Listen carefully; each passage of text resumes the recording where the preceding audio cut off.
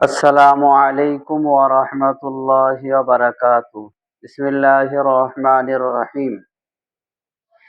আল্লাহর নবী জনাবে মুহাম্মদুর রাসূলুল্লাহ সাল্লাল্লাহু আলাইহি ওয়াসাল্লাম হাদিসের মধ্যে বর্ণনা করেছেন এমন তিনটি সিফাত গুণ যে মানুষের মধ্যে থাকবে সে মানুষটাকে আল্লাহ তাআলা হেফাজত করেন। আল্লাহ তাআলা সেই ব্যক্তিকে মহাব্বত করেন এবং হযরতে জিবরাইল আলাইহিস সালাতু ওয়াস সালামকে তিনি বলেন, হে জিবরাইল, অমুক জন ব্যক্তিকে আমি মহাব্বত করি, ভালোবাসি। তুমি আসমানের মধ্যে তুমি ঘোষণা করে দাও সে ব্যক্তিকে যেন সবাই মহাব্বত করে, ভালোবাসে।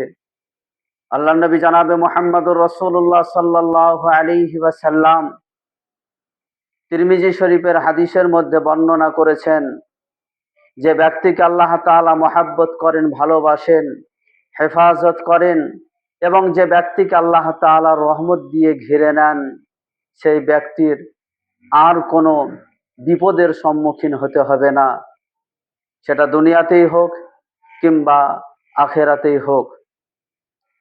আল্লাহর রসুল যে হাদিসটা শুনিয়েছেন যে তিনটি সিফাত, মান ইদা ওতিয়া শাকারা, যে ব্যক্তিকে আল্লাহ তাআলা যতটা মাল দিয়েছেন, সম্পদ দিয়েছেন, ইজ্জত দিয়েছেন, সেইটুকু মালের ওপরে, সম্পদের ওপরে, ইজ্জতের ওপরে যে সন্তুষ্ট থাকে, আল্লাহ তাআলার শুকরিয়া আদায় করে, সে ব্যক্তিকে আল্লাহ তাআলা মহাব্বত করেন, ভালোবাসেন।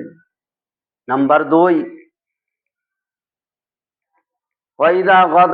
ওয়াইদা কদারা গফারা, যে ব্যক্তি তার উপরে নির্যাতন হয়েছে, তার উপরে অত্যাচার হয়েছে, যারা নির্যাতন করেছে, অত্যাচার করেছে, সে ব্যক্তি যখন সুযোগ পেয়ে গেল যে আমি বদলা নিতে পারবো, কিন্তু বদলা নিল না, ইদা কদারা গফারা, সে ব্যক্তিকে ক্ষমা করে দিল।